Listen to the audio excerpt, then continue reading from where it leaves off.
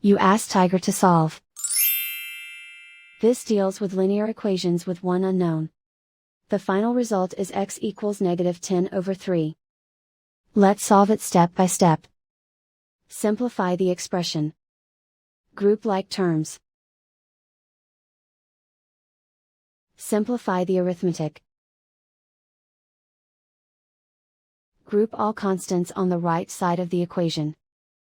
Subtract 10 from both sides. Simplify the arithmetic.